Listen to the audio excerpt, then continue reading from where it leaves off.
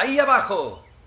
Cuando oyó la voz, que así lo llamaba, se encontraba de pie en la puerta de su caseta, empuñando una bandera enrollada a un corto palo. Cualquiera hubiera pensado, teniendo en cuenta la naturaleza del terreno, que no cabía duda alguna sobre la procedencia de la voz. Pero en lugar de mirar hacia arriba, hacia donde yo me encontraba, sobre un escarpado terraplén situado casi directamente encima de su cabeza, el hombre se volvió y miró hacia la vía. Hubo algo especial en su manera de hacerlo, pero, aunque me hubiera ido la vida en ello, no habría sabido explicar en qué consistía, mas sé que fue lo bastante especial como para llamarme la atención, a pesar de que su figura se veía empequeñecida y en sombras, allá abajo, en la profunda zanja, y de que yo estaba muy por encima de él, tan deslumbrado por el resplandor del rojo crepúsculo que solo tras cubrirme los ojos con las manos logré verlo. ¡Oiga! ¡Ahí abajo!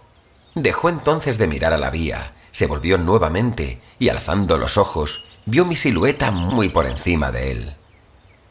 ¿Hay algún camino para bajar y hablar con usted? Él me miró sin replicar y yo le devolví la mirada sin agobiarle con una repetición demasiado precipitada de mi ociosa pregunta. Justo en ese instante, el aire y la tierra se vieron estremecidos por una vaga vibración, transformada rápidamente en la violenta sacudida de un tren que pasaba a toda máquina y que me sobresaltó hasta el punto de hacerme saltar hacia atrás, como si quisiera arrastrarme tras él.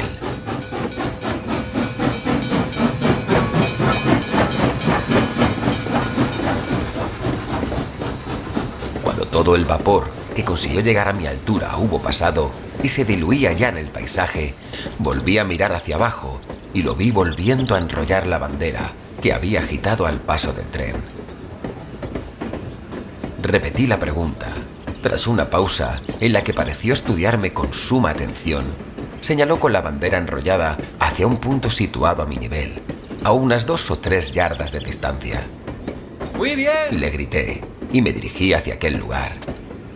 Allí, a base de mirar atentamente a mi alrededor, encontré un tosco y zigzagueante camino que bajaba excavado en la roca y lo seguí. El terraplén era extremadamente profundo y anormalmente escarpado. Estaba hecho en una roca pegajosa que se volvía más húmeda y rezumante a medida que descendía. Por dicha razón, me encontré con que el camino era lo bastante largo como para permitirme recordar el extraño ademán de indecisión o coacción con que me había señalado el sendero.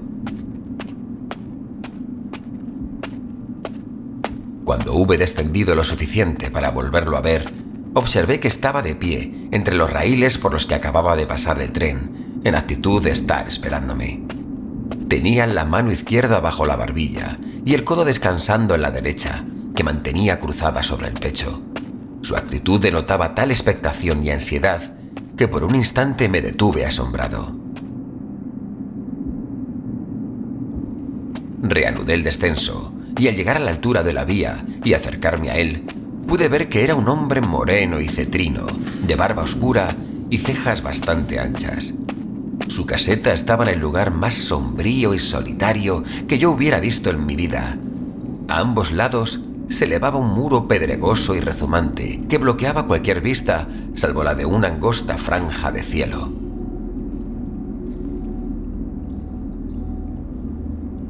La perspectiva, por un lado, era una prolongación distorsionada de aquel gran calabozo. El otro lado, más corto, terminaba en la tenebrosa luz roja situada sobre la entrada, aún más tenebrosa, a un negro túnel de cuya maciza estructura se desprendía un aspecto rudo, deprimente y amenazador. Era tan oscuro aquel lugar que el olor a tierra lo traspasaba todo y circulaba un viento tan helado que su frío me penetró hasta lo más hondo, como si hubiera abandonado el mundo de lo real. Antes de que él hiciese el menor movimiento, me encontraba tan cerca que hubiese podido tocarlo.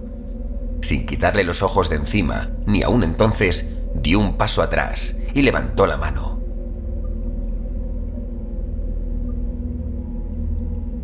Aquel era un puesto solitario, dije, y me había llamado la atención cuando lo vi desde allá arriba.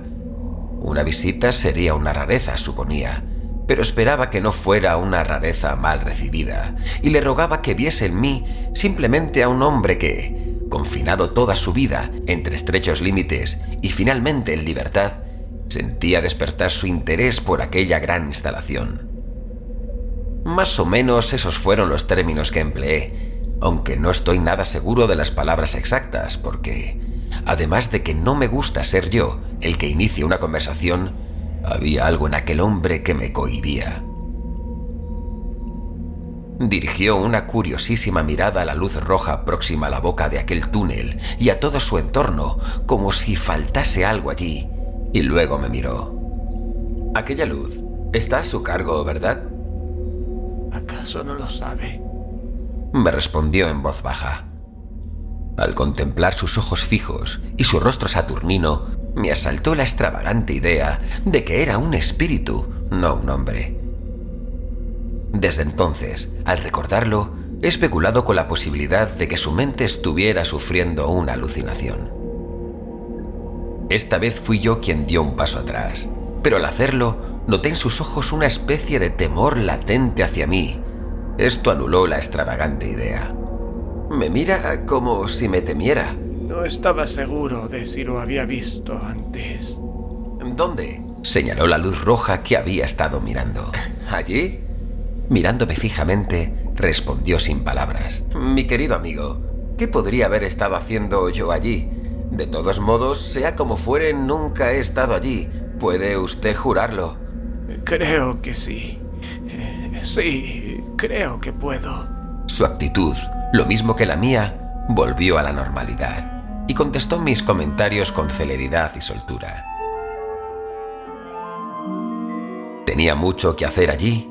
Sí, es decir, tenía suficiente responsabilidad sobre sus hombros, pero lo que más se requería de él era exactitud y vigilancia, más que trabajo propiamente dicho. Trabajo manual no hacía prácticamente ninguno.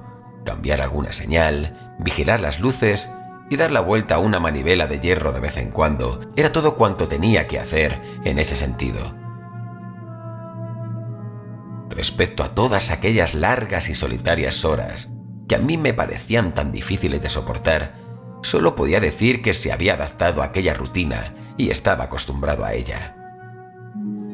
Había aprendido una lengua él solo allá abajo, si se podía llamar a aprender, a reconocerla escrita y haberse formado una idea aproximada de su pronunciación. También había trabajado con los quebrados y decimales y había intentado hacer un poco de álgebra, pero tenía, y siempre había tenido, mala cabeza para los números. Estaba obligado a permanecer en aquella corriente de aire húmedo mientras estaba de servicio. No podía salir nunca la luz del sol de entre aquellas altas paredes de piedra. Bueno, eso dependía de la hora y de las circunstancias. Algunas veces había menos tráfico en la línea que otras, y lo mismo ocurría a ciertas horas del día y de la noche. Cuando había buen tiempo, sí que procuraba subir un poco por encima de las tinieblas inferiores, pero como lo podían llamar en cualquier momento por la campanilla eléctrica, cuando lo hacía estaba pendiente de ella con redoblada ansiedad, y por ello el alivio era menor de lo que yo suponía.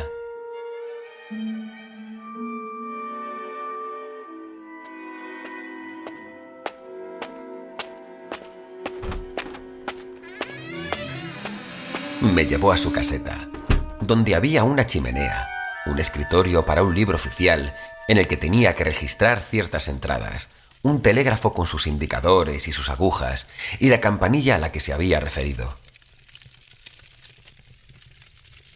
Confiando en que disculpara mi comentario de que había recibido una buena educación, esperaba que no se ofendiera por mis palabras, quizá muy superior a su presente oficio, comentó que ejemplos de pequeñas incongruencias de ese tipo rara vez faltaban en las grandes agrupaciones humanas.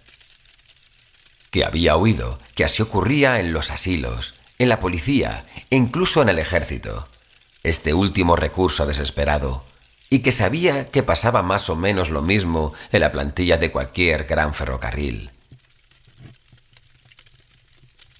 De joven había sido, si podía creérmelo, sentado en aquella cabaña, él apenas si podía, estudiante de filosofía natural, y había asistido a la universidad. Pero si había dedicado la buena vida, había desaprovechado sus oportunidades y había caído y nunca había vuelto a levantarse de nuevo. Pero no se quejaba de nada. Él mismo se lo había buscado y ya era demasiado tarde para lamentarlo. Todo lo que he resumido aquí lo dijo muy tranquilamente, con su atención puesta a un tiempo en el fuego y en mí. De vez en cuando intercalaba la palabra Señor, sobre todo cuando se refería a su juventud, como para darme a entender que no pretendía ser más de lo que era. Varias veces fue interrumpido por la campanilla y tuvo que transmitir mensajes y enviar respuestas. Una vez tuvo que salir a la puerta y desplegar la bandera al paso de un tren y darle alguna información verbal al conductor. Comprobé que era extremadamente escrupuloso y vigilante en el cumplimiento de sus deberes, interrumpiéndose súbitamente en mitad de una frase y permaneciendo en silencio hasta que cumplía su cometido. En una palabra, hubiera calificado a este hombre como uno de los más capacitados para desempeñar su profesión si no fuera porque, mientras estaba hablando conmigo, en 2 ocasiones se detuvo de pronto y pálido volvió el rostro hacia la campanilla cuando no estaba sonando. Abrió la puerta de la caseta, que mantenía cerrada para combatir la malsana humedad, y miró hacia la luz próxima a la boca del túnel.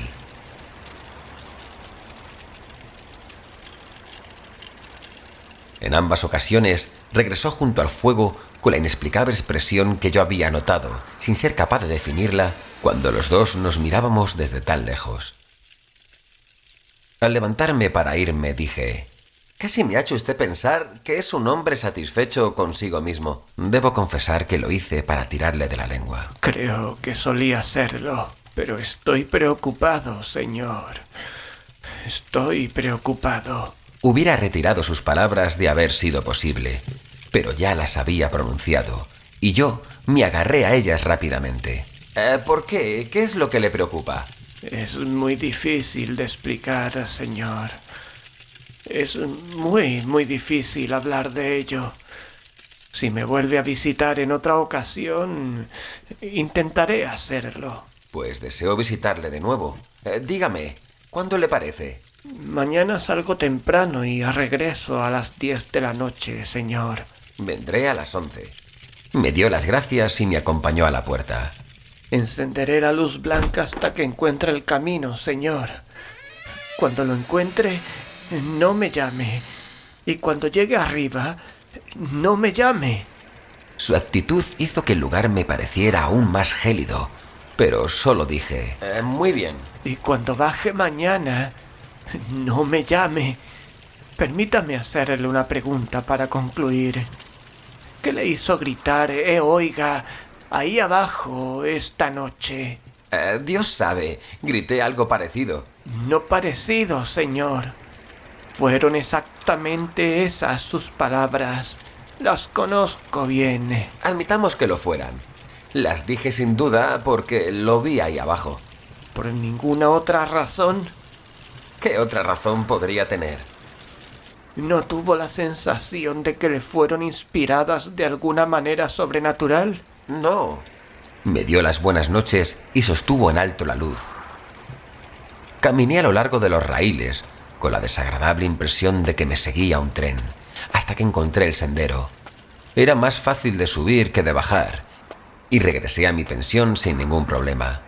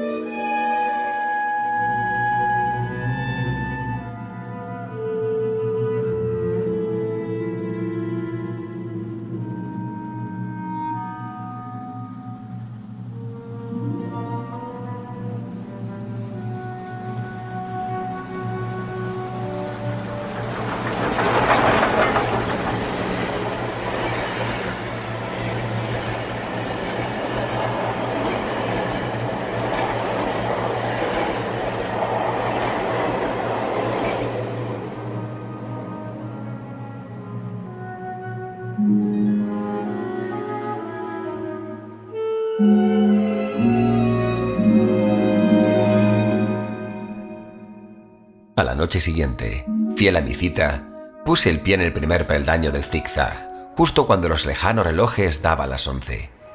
El guardavía me esperaba abajo, con la luz blanca encendida. No he llamado. ¿Puedo hablar ahora? Dije cuando estábamos ya cerca. Por supuesto, señor. Buenas noches. Y aquí tiene mi mano.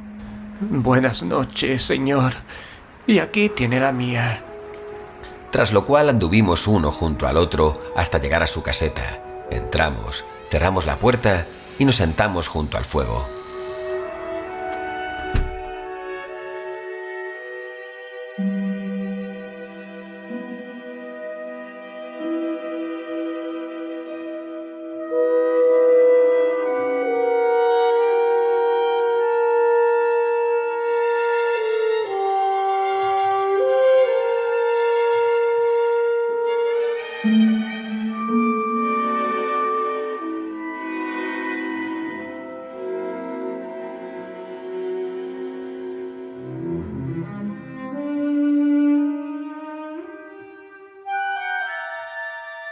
He decidido, señor. Empezó a decir, inclinándose hacia adelante, tan pronto estuvimos sentados y hablando en un tono apenas superior a un susurro.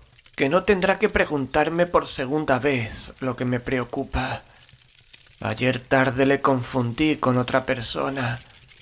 Eso es lo que me preocupa. ¿Esa equivocación? No, esa otra persona. ¿Quién es? No lo sé. ¿Se parece a mí? No lo sé. Nunca le he visto la cara. Se tapa la cara con el brazo izquierdo y agita el derecho violentamente. Así. Seguí su gesto con la mirada. Y era el gesto de un brazo que expresaba con la mayor pasión y vehemencia algo así como: «¡Por Dios santo! ¡Apártese de la vía!». Una noche de luna. Estaba sentado aquí cuando oí una voz que gritaba: oiga! ¡Ahí abajo!». Me sobresalté. Miré desde esa puerta y vi a esa persona de pie junto a la luz roja cerca del túnel, agitando el brazo como acabo de mostrarle. La voz sonaba ronca de tanto gritar y repetía: «¡Cuidado! ¡Cuidado!». Y de nuevo: oiga! ¡Ahí abajo! ¡Cuidado!». Cogí el farol, lo puse en rojo y corrí hacia la figura gritando: «¿Qué pasa? ¿Qué ha ocurrido? ¿Dónde?». Estaba justo a la salida de la boca del túnel. Estaba tan cerca de él que me extrañó que continuase con la mano sobre los ojos. Me aproximé aún más y tenía ya la mano extendida para tirarle de la manga cuando desapareció. ¿Dentro del túnel? No. Seguí corriendo hasta el interior del túnel, unas 500 yardas. Me detuve, levanté el farol sobre la cabeza y vi los números que marcan las distancias, las manchas de humedad en las paredes y el arco. Salí corriendo más rápido aún de lo que había entrado, porque sentía una aversión mortal hacia aquel lugar, y miré alrededor de la luz roja, con mi propia luz roja, y subí las escaleras hasta la galería de arriba, y volví a bajar y regresé aquí. Telegrafié en las 2 direcciones. ¿Pasa algo? La respuesta fue la misma en ambas. Sin novedad. Resistiendo el helado escalofrío que me recorrió lentamente la espina dorsal, le hice ver que esta figura debía ser una ilusión óptica y que se sabía que dichas figuras, originadas por una enfermedad de los delicados nervios que controlaban el ojo, habían preocupado a menudo a los enfermos y algunos habían caído en la cuenta de la naturaleza de su mal e incluso lo habían probado con experimentos sobre sí mismos. Y respecto al grito imaginario dije: no tiene sino que escuchar un momento al viento en este valle artificial mientras hablamos tan bajo y los extraños sonidos que hacen los hilos telegráficos. Todo esto estaba muy bien, respondió, después de escuchar durante un rato. y él tenía motivos para saber algo del viento y de los hilos, él que con frecuencia pasaba allí largas noches de invierno, solo y vigilando. Pero me hacía notar humildemente que todavía no había terminado. Le pedí perdón y lentamente añadió estas palabras, tocándome el brazo. Unas 6 horas después de la aparición, ocurrió el memorable accidente de esta línea, y al cabo de 10 horas, los muertos y los heridos eran transportados por el túnel, por el mismo sitio donde había desaparecido la figura. Sentí un desagradable estremecimiento, pero hice lo posible por dominarlo. No se podía negar, asentí, que era una notable coincidencia, muy adecuada para impresionar profundamente su mente. Pero era indiscutible que esta clase de coincidencias notables ocurrían a menudo y debían ser tenidas en cuenta al tratar el tema. Aunque ciertamente debí admitir, añadí, pues me pareció que iba a ponerlo como objeción, que los hombres de sentido común no tenían mucho en cuenta estas coincidencias en la vida ordinaria. De nuevo me hizo notar que aún no había terminado, y de nuevo me disculpé por mis interrupciones. Esto fue hace justo 1 año.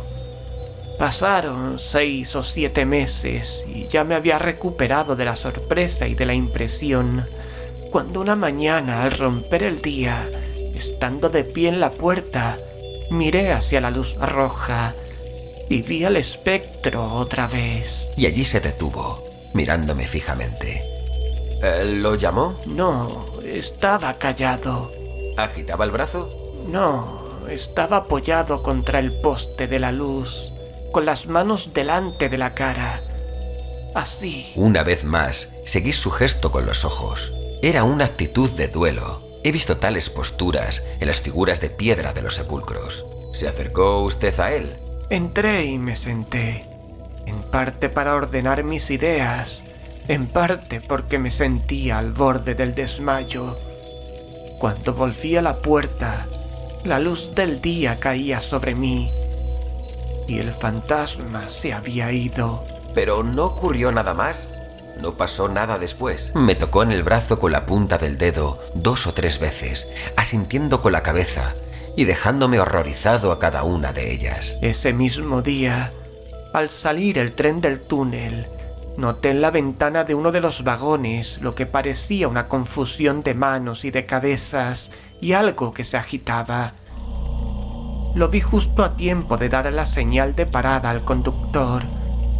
Paró el motor y pisó el freno, pero el tren siguió andando unas 150 yardas más. Corrí tras él y al llegar oí gritos y lamentos horribles. Una hermosa joven había muerto instantáneamente en uno de los compartimentos. La trajeron aquí y la tendieron en el suelo, en el mismo sitio donde estamos nosotros. Involuntariamente empujé la silla hacia atrás, mientras desviaba la mirada de las tablas que señalaba. Es la verdad, señor, la pura verdad. Se lo cuento tal y como sucedió. No supe qué decir, ni en un sentido ni en otro, y sentí una gran sequedad de boca. El viento y los hilos telegráficos hicieron eco a la historia con un largo gemido quejumbroso. Mi interlocutor prosiguió. Ahora, señor, preste atención y verá por qué está turbada mi mente. El espectro regresó hace una semana. Desde entonces ha estado ahí más o menos continuamente, un instante sí y otro no. ¿Junto a la luz? Junto a la luz de peligro. ¿Y qué hace? El guardavía repitió, con mayor pasión y vehemencia aún si cabe, su anterior gesto de... ¡Por Dios santo! ¡Apártese de la vía! Luego continuó. No hallo tregua ni descanso a causa de ello.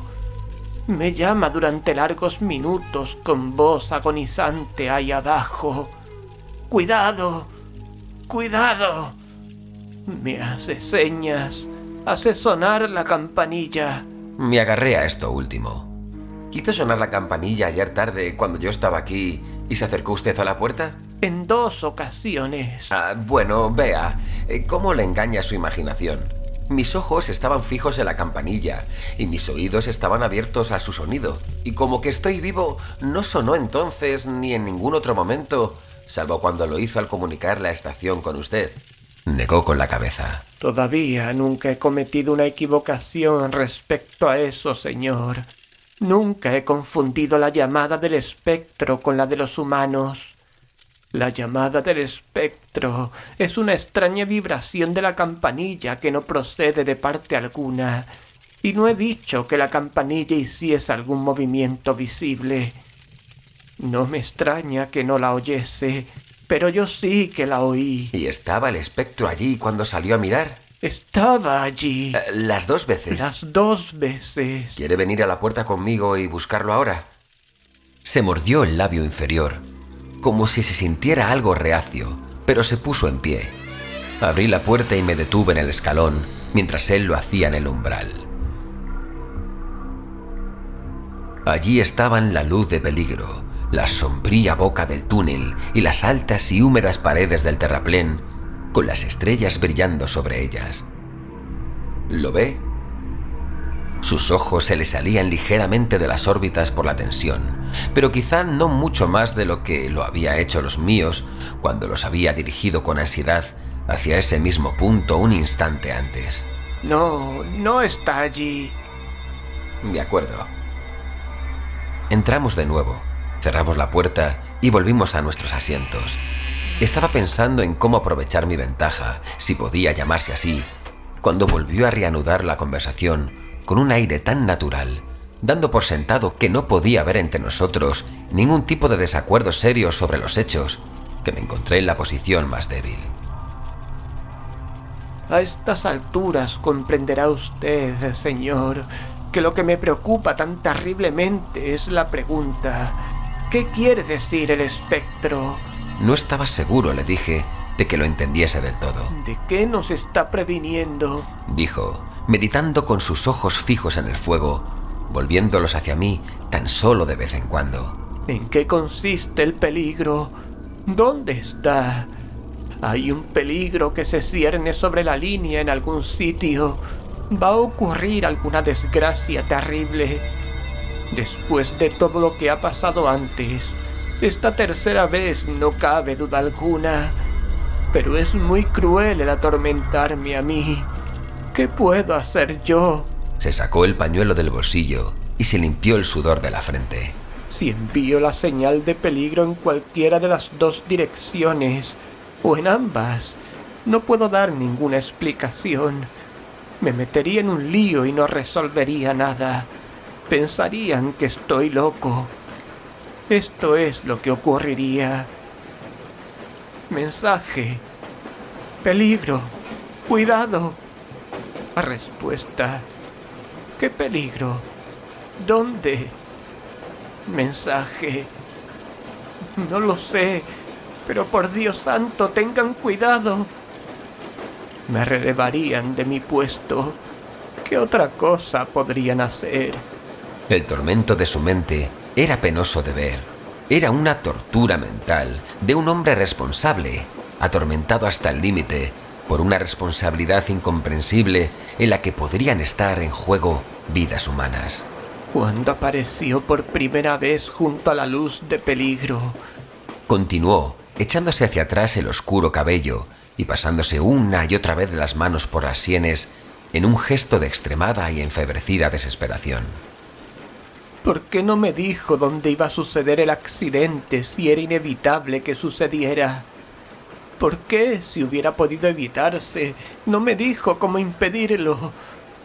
Cuando durante su segunda aparición escondió el rostro, ¿por qué no me dijo en lugar de eso: alguien va a morir, haga que no salga de casa? Si apareció en las 2 ocasiones solo para demostrarme que las advertencias eran verdad y así prepararme para la tercera, ¿por qué no me advierte claramente ahora? ¿Y por qué a mí, Dios me ayude, un pobre guardavía en esta solitaria estación?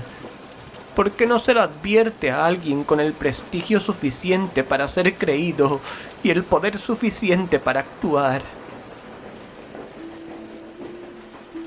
Cuando lo vi en aquel estado, comprendí que, por el bien del pobre hombre y la seguridad de los viajeros, lo que tenía que hacer en aquellos momentos era tranquilizarlo.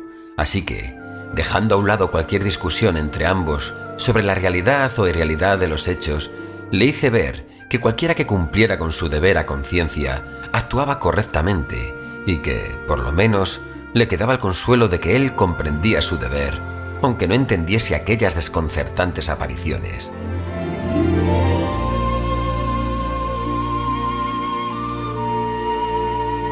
En esta ocasión tuve más éxito que cuando intentaba disuadirlo de la realidad del aviso. Se tranquilizó. Las ocupaciones propias de su puesto empezaron a reclamar su atención cada vez más conforme avanzaba la noche. Lo dejé solo a las 2 de la madrugada.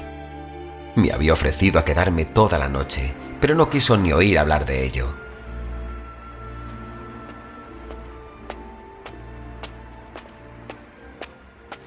No me avergüenza confesar que me volví más de una vez a mirar la luz roja mientras subía por el sendero, y que no me gustaba esa luz roja, y que hubiera dormido mal si mi cama hubiera estado debajo de ella. Tampoco veo motivo para ocultar que no me gustaban las dos coincidencias del accidente y de la muerte de la joven.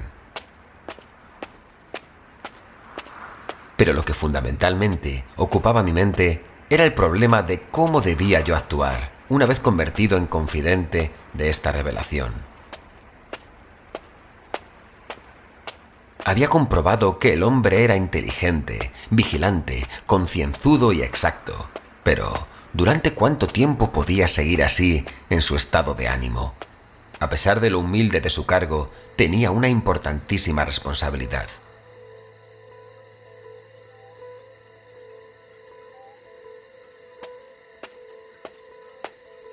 Me gustaría a mí, por ejemplo, arriesgar mi propia vida confiando en la posibilidad de que continuase ejerciendo su labor con precisión. Incapaz de no sentir que sería una especie de traición si informase a sus superiores de lo que me había dicho, sin antes hablar claramente con él para proponerle una postura intermedia, resolví por fin ofrecerme para acompañarlo, conservando de momento el secreto, al mejor médico que pudiéramos encontrar por aquellos alrededores y pedirle consejo. Me había advertido que la noche siguiente tendría un cambio de turno y saldría 1 hora o 2 después del amanecer, para empezar de nuevo después de anochecer. Yo había quedado en regresar de acuerdo con este horario.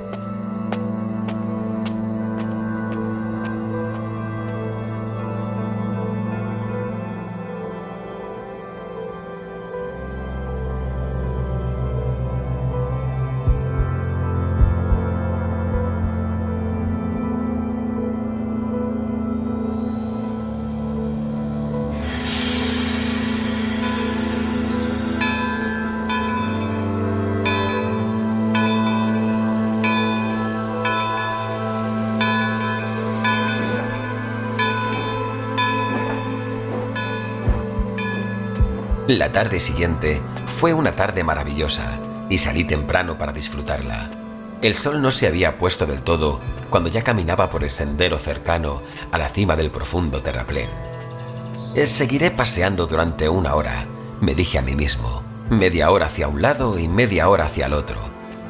Y así haré tiempo hasta el momento de ir a la caseta de mi amigo el guardavía.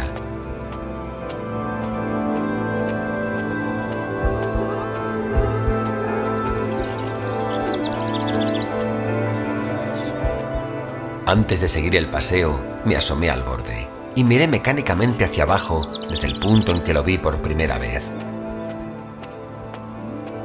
No puedo describir la excitación que me invadió cuando, cerca de la entrada del túnel, vi la aparición de un hombre, con la mano izquierda sobre los ojos, agitando el brazo derecho apasionadamente.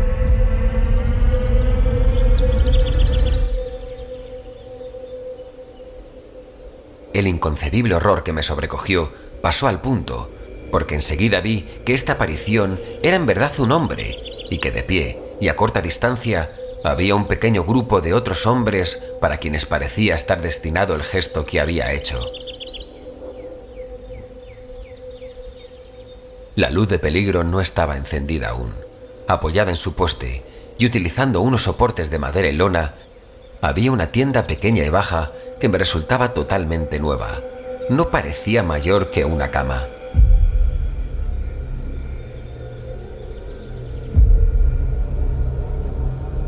Con la inequívoca sensación de que algo iba mal y el repentino y culpable temor de que alguna desgracia fatal hubiera ocurrido por haber dejado al hombre allí y no haber hecho que enviaran a alguien a vigilar o a corregir lo que hiciera, descendí el sendero excavado en la roca a toda velocidad de la que fui capaz. ¿Qué pasa? Ha muerto un guardavía esta mañana, señor. ¿No sería el que trabajaba en esa caseta? Sí, señor. Oh, no, el que yo conozco. Lo reconocerá si le conocía, señor. Dijo el hombre que llevaba la voz cantante, descubriéndose solamente y levantando la punta de la lona porque el rostro está bastante entero. ¿Pero cómo ocurrió? ¿Cómo ocurrió? Lo arrolló la máquina, señor. No había nadie en Inglaterra que conociese su trabajo mejor que él, pero por algún motivo estaba dentro de los raíles. Fue en pleno día. Había encendido la luz y tenía el farol en la mano. Cuando la máquina salió del túnel, estaba vuelto de espaldas y le arrolló. Ese hombre la conducía y nos estaba contando cómo ocurrió. Cuénteselo al caballero, Tom. El hombre, que vestía un burdo traje oscuro, regresó al lugar que ocupara anteriormente en la boca del túnel. Al dar la vuelta a la curva del túnel, señor, lo vi al fondo como si lo viera por un catalejo. No había tiempo para reducir la velocidad y sabía que él era muy cuidadoso. Como no pareció que hiciera caso del silbato, lo dejé de tocar cuando nos echábamos encima de él y lo llamé tan alto como pude. ¿Pero qué dijo usted?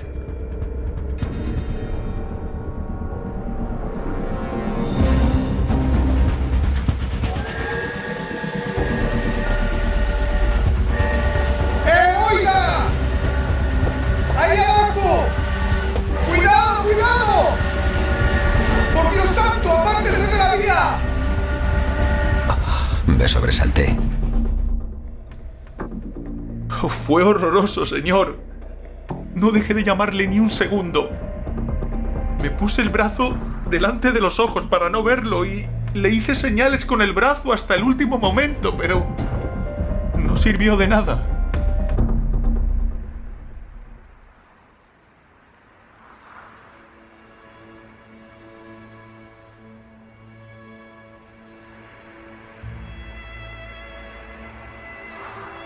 Sin ánimo de prolongar mi relato, para ahondar en alguna de las curiosas circunstancias que lo rodean, quiero, no obstante, para terminar, señalar la coincidencia de que la advertencia del conductor no solo incluía las palabras que el desafortunado guardavía me había dicho que lo atormentaban, sino también las palabras con las que yo mismo, no él, había acompañado, y tan solo en mi mente, los gestos que él había representado.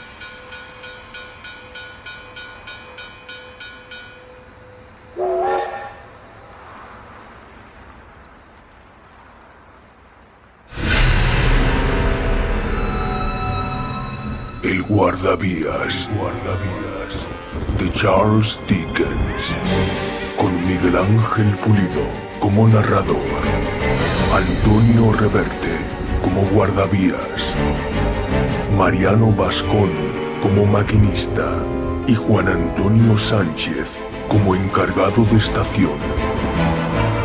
Dirección, montaje y postproducción, Miguel Ángel Pulido. Cabecera, créditos y promos, Mariano Bascón. Terror y nada más. 2020.